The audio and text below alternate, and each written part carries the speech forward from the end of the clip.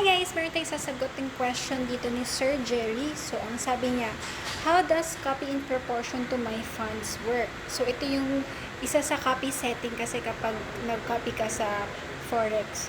So, sabi niya, so if si trader ay 300 USD ang capital, then nag-copy ako sa kanya, pero 150 USD lang ang pondo ko, does it follow na pag kumita siya ng 10 USD, ang kita ko ay 5 USD lang? At kapag nag-loss siya ng 100 USD, ang loss ko ay 50 USD lang. So, ang sagot po dyan, sir, ay depende po sa lot ratio at capital nung kinokopya nyo at sa account type. Hindi po lagi siyang applicable. Pero if yung kinakopy mo is naka-send account, most likely ganyan po yung resulta. Pero kasi kapag po yung kinokopya nyo is naka ECN or standard account, tapos hindi siya nag-set ng minimum to copy. For example, ang ganito, ipapakita ko yung ano ba yan? Wait lang. For example, bibigyan kita ng actual.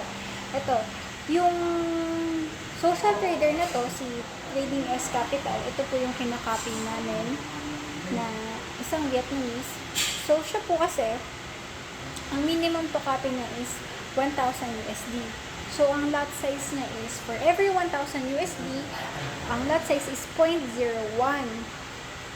Ngayon, hindi siya nakaset ng minimum. Ibig sabihin, walang nakaset na minimum. Ibig sabihin, nakaka-copy sa kanya kahit ang capital is below 1,000. So, ito ipapakita ko sa inyo guys. Dito kasi, ito hindi ito yung ating main account kaya 0% yan. So, ang naka-main kasi sa amin ay yung e-wallet. Kaya ang nakikita nyo 0% profitability. So, wag yung i-mind yan. So, pag kinlik nyo ito kasing edit, ang social trader po kasi, pwede tayong mag-set ng minimum investment. Okay, so, kapag nag-set po tayo ng 0, ibig sabihin, kahit magkano po pwedeng makakopy ang copier. Pero kapag nag-set tayo dito ng, for example, nilagay ko 100 USD, hindi makakakopy kapag below 100 USD.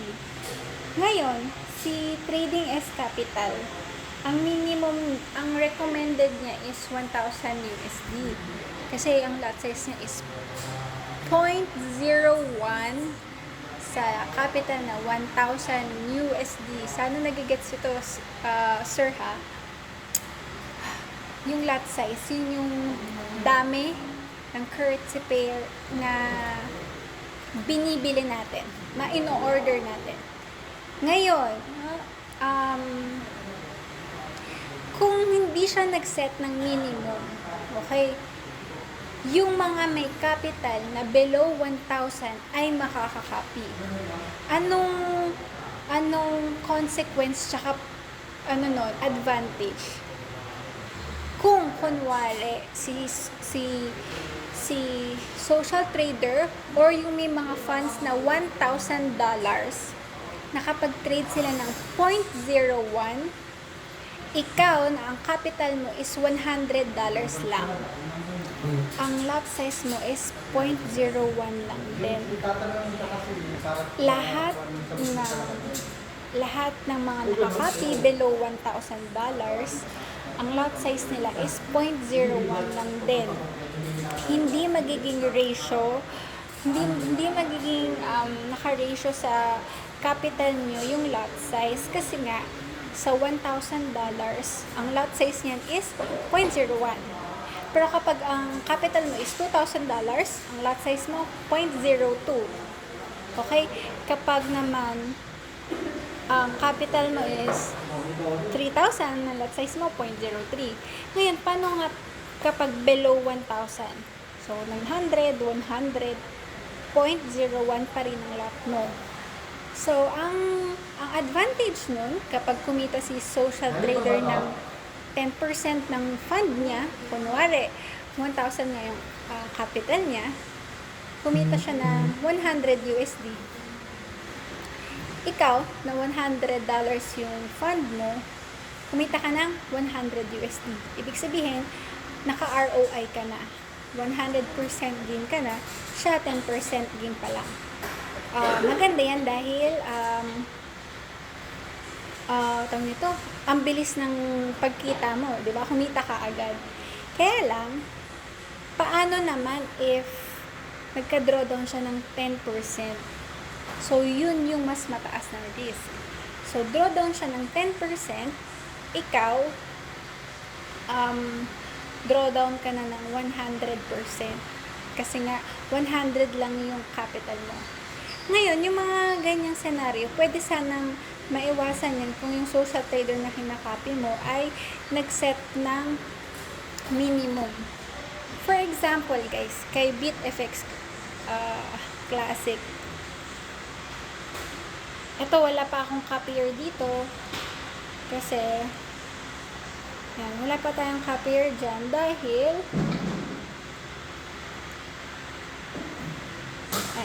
saan na ba?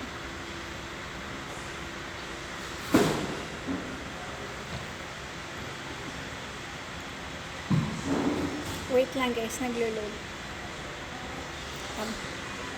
Dito kay BitFX Page Classic, naglagay ako na minimum is 5,000 USD.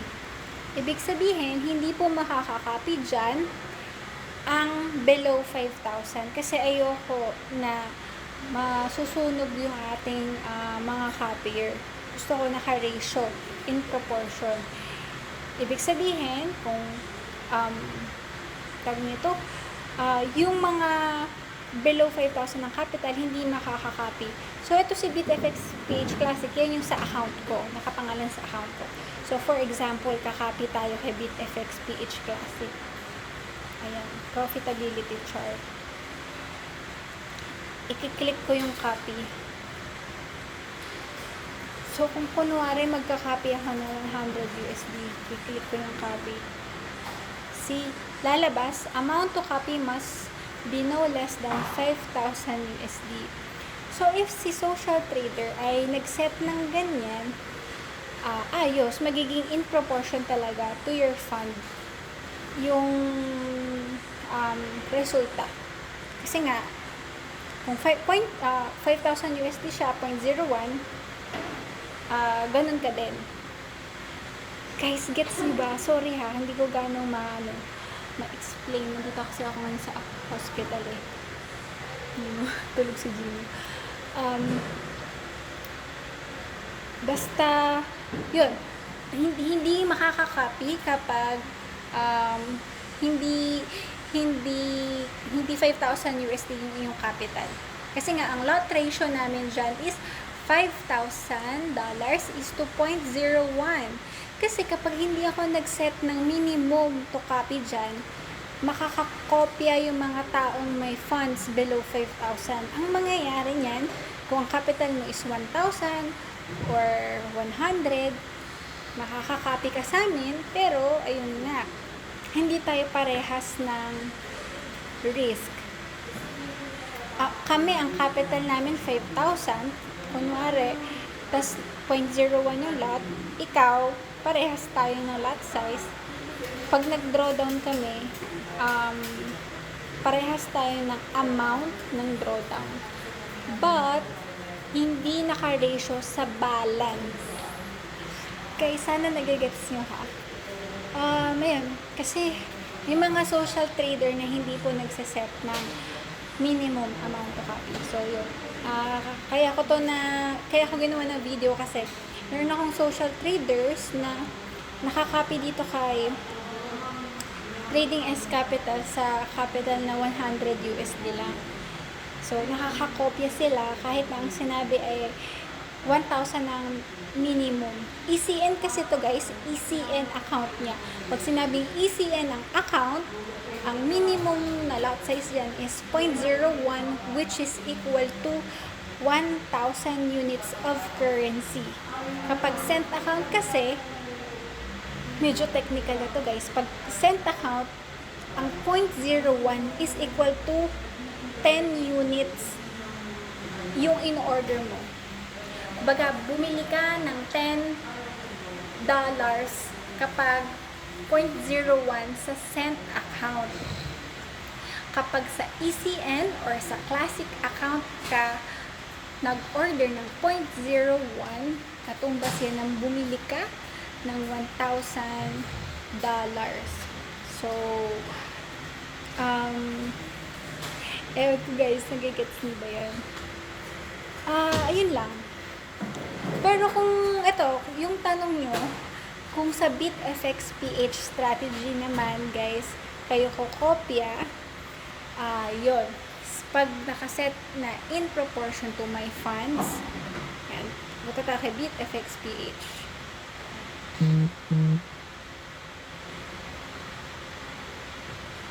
Wait lang, ilo-load ko yun. Kapag sa BitFX PH,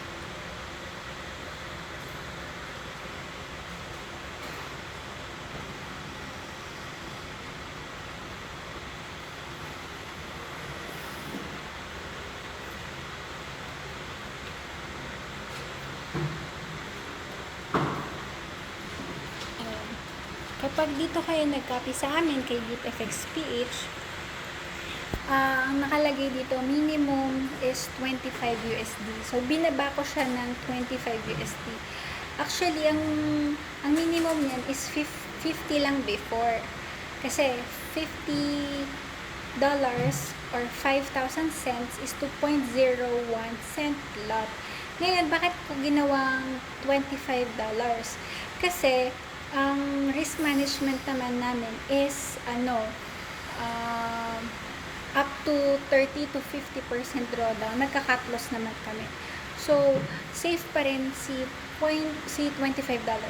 Ang ibig sabihin yan, kapag ang capital mo is between $25 to $50, ang lot size mo sa cent is 0.01. Kapag ang naging capital mo is $100, ang lot size mo is 0.02. Okay? Ganun. Basta, mag-set ka lang in proportion to my funds para parehas kayo na risk and reward ni social trader. Pero again, uulitin ko, hindi pare-pareho po ang sa social trader. Okay? Kaya maganda, tanungin niyo yung social trader na kinakopya nyo. And better if yun nga, naka-ratio kayo sa nila, sa assets nila, dito sa personal assets. And maganda nga, ayun, kausapin nyo si social trader para mas ma-gets nyo. Kasi yun nga, napapansin ko, yung ibang nagka-copy dito kay Trading as Capital, yun nga, may $100 nakaka-copy sila. So, if drawdown yung mga naka $1,000 ng 10% lang, sila sunog na. And then, naka-experience na ng sunog dyan. Kasi nga, hindi naka-ratio. But then, ayan, kaya ako nag-copy sa kanya, guys, kasi, isa siya sa pinakamatagal na social trader. So, ayan, 7 years na siya. And, tingnan niyo yung performance niya. Very conservative, tapos yung risk niya is risk to lang. Kaya makakopy tayo dyan para diversified ang ating portfolio. Ito yung account ni Gino. So yan, 2,537 days na in ranking. Kapag magkakopy kayo guys, maganda doon sa may matagal ng days in ranking. Ibig sabihin kasi, marami nang napagdaan ng drawdowns yan, mga sakuna, mga high impact news na hindi naman siya nasusunog. Usually kasi, ang social trader kapag high risk, sana ba yung risk? Ito, yung high risk dyan, kapag high risk, mabilis silang maka-ROI. Pero, nasusunog din agad. But then, okay lang din naman mag-copy sa ganun if naka-ROI ka naman, diba, agad. So, i-check nyo lang guys kung kanino maganda kumopya. Dito naman sa ating platform kasi sa Light Finance, very transparent naman. So, kunwari ito. Kunwari yung si Super Safe. Vietnamese din to. Yan. Makikita niyo yung mga performance naman nila. Kahit na ilang 289% gain siya, pero 148 days in ranking pa lang. Pero diba, naka-ROI na. Tapos napakadami niyang copy trader sa asset. So, ito yung performance. So, basta pag magka-copy trade kasi kayo guys, expect nyo na pwede tayo magkaroon ng loss. Pero, ayan, pwede rin naman, mababawi rin naman eh. So, basta i-trade nyo lang guys yung extra nyo. Baga, kapag magka-copy trade ka, i-treat mo as para kang nag-o-order ng ganito, ng Euro USD, ng currency pair, para kang nagba-buy order sa social trader. Instead of buying Euro USD, buying currency pairs, si social trader yung kinakopy natin. Yung, ano ba yun? Nawala na naman ako. Si social trader, yung tinatayaan natin. Kumbaga sa stock market, diba? Bumibili tayo ng shares kasi naniniwala tayo na si company is kikita. So, sumasabay tayo sa kanilang pag-grow. So, ganun sa stock market, diba? So, sa forex trading naman, yung manual trading, bumibili tayo ng currency pairs or commodities kasi tingin natin, yun nga, tataas yung value ng currency pair na yan. Ngayon, dito naman sa social trading, kaya tayo nagka-copy kasi naniniwala tayo na tataas yung gain nila at makakasabay tayo. So, kagaya nito sa BitFXPH, ito yung risk. Nakikita niyo yung drawdown na yan. This is the actual risk. Yung pagbaba na yan, yung pagbaba ng equity, ibig sabihin, bumababa yung value ng pera namin ng mga panahon na yan. Pero, kapag nagkaka-reversal naman, ayan, tumataas yung profitability. So, sa social trading platform, guys, very transparent naman yung performance o yung nangyayari sa account ng social trader. So, i-assess mo, kaya nyo ba yung ganyang risk? So, kami, ang pinakamataas na risk na na-drawdown namin is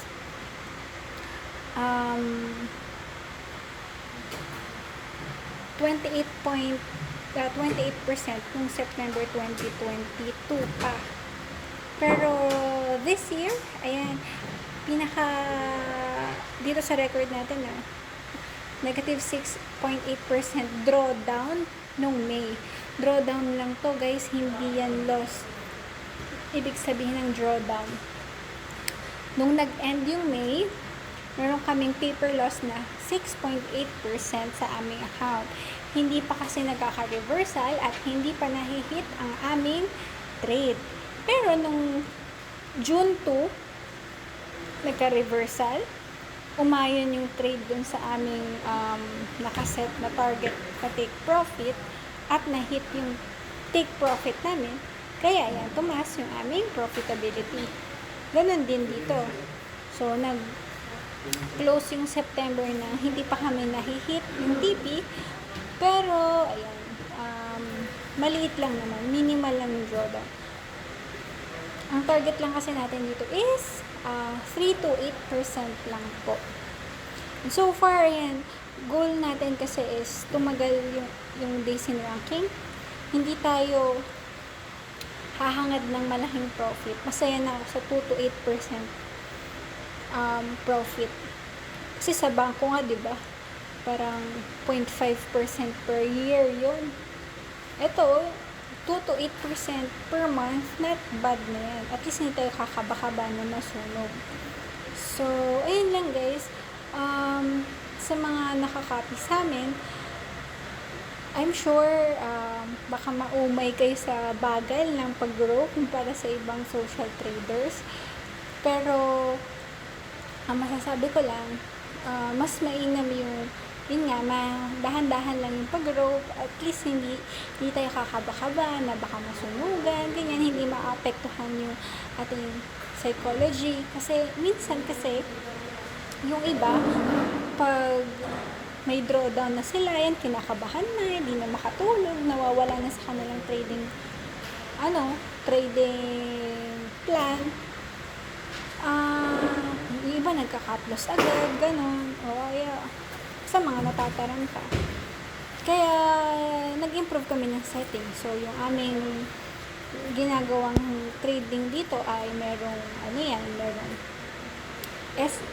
hard stop loss, merong trailing stop loss, may news filter, tsaka meron yan indicator base. So kahit na EA po ito guys, hinahaluan pa rin natin yan na sariling pag-a-analyze kapag may drawdown. So far, hindi naman kami naka-experience mag-cut loss pa dito sa strategy.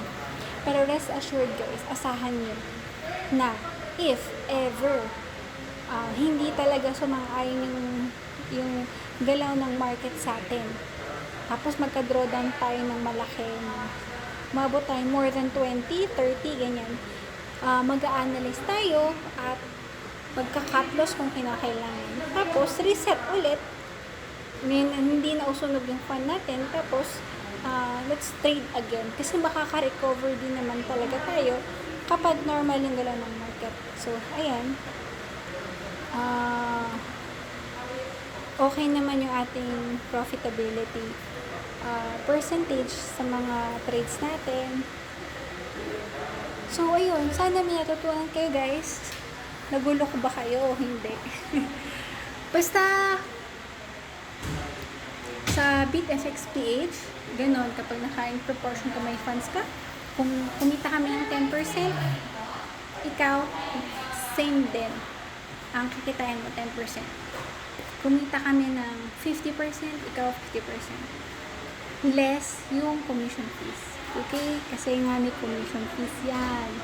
Kapag copy trading, may commission fee. Kasi, yun, doon tayo kumikita bilang social trader. Ngayon, kung gusto mo na walang commission fees, pwede ka magpa-install ng EA na ginagamit namin mismo dito sa BitFXPH. Ibig sabihin, yung EA o yung Automated Trading Strategy, yung mag-trade for you, basta member ng BitFXPH team. Buong profit sa'yo mapupunta. Kumita ka ng 1,000 USD, ng 2,000 USD, 3,000 USD, sa'yo yun mapupunta. Pero, trade at your own risk. Kasi po guys, hindi natin gina-guarantee na ganyan lagi yung performance. Okay? So, ito, hindi natin gina-guarantee na laging ganyan. Kaya, ang iti-trade mo lang is yung maliit lang na percentage ng iyong main capital. So, parang kami, tingnan nyo, kaka-withdraw ko lang. Hindi naman namin ipinang-trade lahat. So, syempre, kasi alam natin yung risk dito sa Forex. Hindi man lagi yan panalo. Pero kung matalo man ito kinakopy natin, ayan, may stop loss tayo 300 USD. Take profit ko 1,000 USD. Ibig sabihin, magko-close lahat ng trade kapag bumaba yung ating equity at merong loss na 300. Magko-close lahat ng order kapag na-reach na yung 1,000 USD. So, yung sagot dun sa next question niya na pag nag-set daw ba ng max profit, ano daw ba mangyayari? Auto-stop ba siya o aalisin na lang yung trade? So, ang sagot po dyan, auto-stop na po. Kapag nakikita nyo to, yung 195 na yan, naging 1,000 USD yan, mag-close na yung aking trading. So, kapag ang sinet ko dito sa take profit ay, let's say, 200. Ginawa kong 200 yan. 200. Ayan, 200. Magsa-stop copy na po iyan. Lahat ng open trades, magko-close lahat. So, ayun. Ito naman, max loss. If ever may drawdown ako, 30% drawdown yung risk management ko dito. If matalo sa social trader na 30%, o ako ng 30%, yan ako. Close na.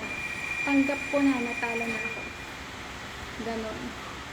So, parang di ba, pag nagtatrade tayo ng manual, di ba, per trade, sabi nila, mag-risk tayo ng 1 to 2% per trade. So, if na-hit yung SL natin, eh, ganun talaga. Hindi naman laging panalo. So, go tayo sa next trade naman. Hindi naman lagi yung talo. Kahit anong strategy, guys, walang guarantee. Kahit ano pa yung tinuro sa yung strategy, may chance na mahihit pa rin ang iyong stop loss. Hindi laging aayon ang galaw ng market sa'yo. Ganon din sa copy trading. Hindi porket, ayan yung kinokopya mo, ang ganda ng performance, walang guarantee na ganyan yung lagi. Kaya, bilang trader, ang pinakamahalaga pong gawin natin ay magkaroon ng risk management plan para hindi ka kakaba-kaba. Basta alam mo na, itong unang round na to, may chance na pwede ako matalo o pwede ako maka-ROI. Kaya, ang i-advise ko sa mga trader ko, i-copy mo yung minimum lang. At least minimum. Yung kaya mo lang talagang matalo. Para, if ever, hindi ka maka-ROI agad, meron ka pang trade ulit. Gets? So, ayan. Baga ito, yung niris ko sa kanya, 35% ng funds ko. Nag-withdraw na kasi ako nung kahapon. Kung makikita nyo dito sa finances, yan, nag-withdraw ako kahapon. Kahapon ba to? Anong isang araw? Ayan, December 7. Tsaka to. Pumasok siya agad. After 1 hour, pumasok via bank transfer. So, ayun pala, kapag mag-withdraw ka, kung saan ka nag-deposit, doon mo lang din ma-withdraw ang inyong fund. So, napakabilis lang naman ang withdrawal process dito. Nakita nyo na dito, ayan yung total deposit natin sa ating trading. So, nakalagay naman dyan kung saan galing. Kaya bank transfer yung ginamit ko sa pag-withdraw. Ayun. Ano ko bang ma-share sa inyo?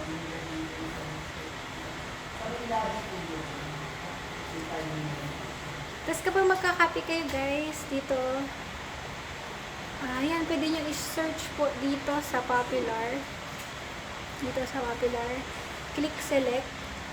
Ayan, pwede nyo i-check sino yung mga trader na may mataas sa profitability.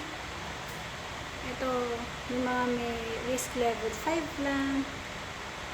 Ganyan. Tapos, kunwari gusto mo i-search mga Pinoy lang. Ano nga, ilagay mo lang pala yung ano kasi ng papa mo. Wala mo? Hindi mo ito. Ayan. Wala ka? Dito mo na kami? Ito. Saan na ba yan? Bakit 0? Alam ko na. Kasi nakalagay dito 1 month. So, dito guys, i-change nyo dito.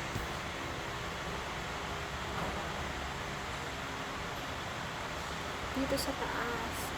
Ba't hindi na-change? Ayun. Pwede mo i-change kunwari 1 year.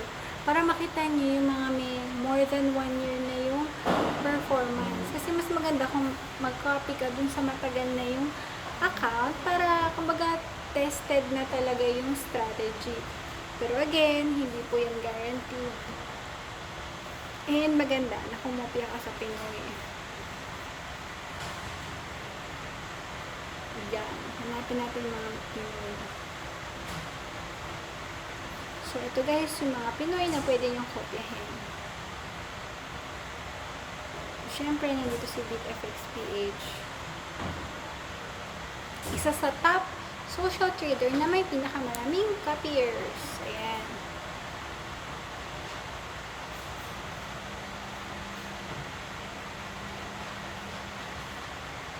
Ito, profitability rate lang yun. So, may drawdown. Pero para makita niyo yung actual gain sa my FX book, ito, nakalagay naman dito yung ating portfolio. Okay? I-open nyo yan. Open.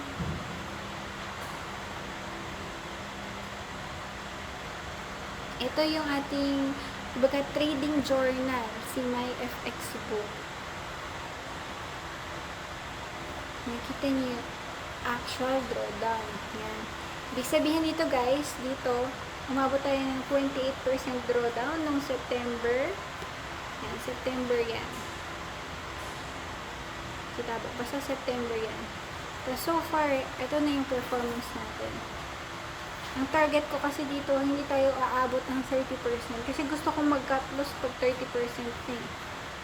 Ayaw kong mag-hold ng losing trade ng matagal. Okay lang na magkaroon ng talo. Basta hindi tayo masusunod. Kasi hindi biro. Hindi madaling mag-ipon ng days in ranking sa social trading. Nakita niyo yan, yung record na to. Ang tagal kong inipon yan. So, kung magka-cut-loss tayo, okay lang. Kaysa sa masunog, mag-restart na naman tayo.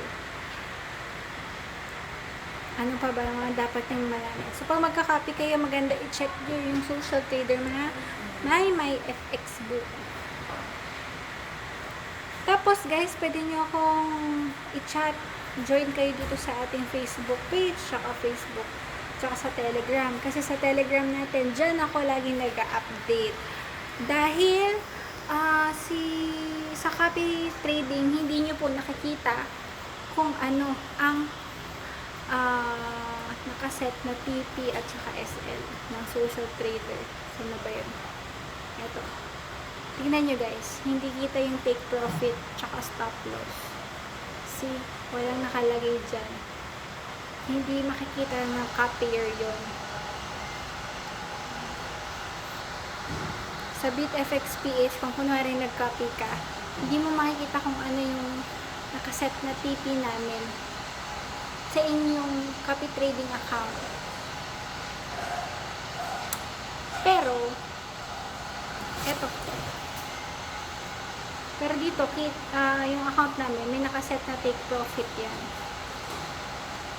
Pero kapag copier ka, hindi mo makikita yan. Kaya, ina-update ko sa ating GC. So, mas may advantage kapag naka-EA ka kasi makikita mo yung actual. So, kung kunwari, ang dami ko nung siningit na topic, ano.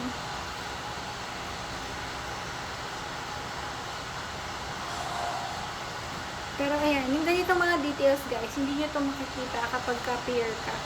Yung line na yan. Ito yung TP, guys, kung saan tayo magpo-close ng trade.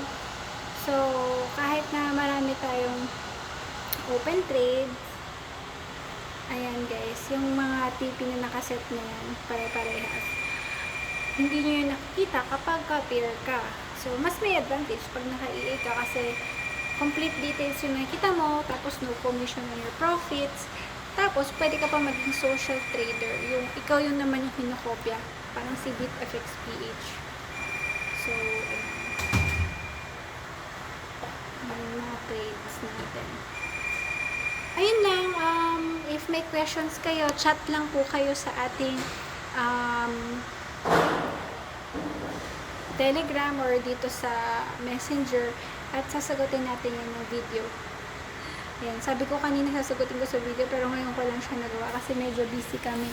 At ayun, nagka-emergency kami dito. Dito kami ngayon sa hospital. 3 a.m. na. 3:30 a.m. na. Ngayon ko lang nasagot si sir. Ayun lang. So, Sabado ngayon, walang trade po sa Forex. Wala tayong trade. Mamayang 5 a.m. magsasara na yung Forex. Kapag nagsara ang Forex market, ito, magpo-pause yan.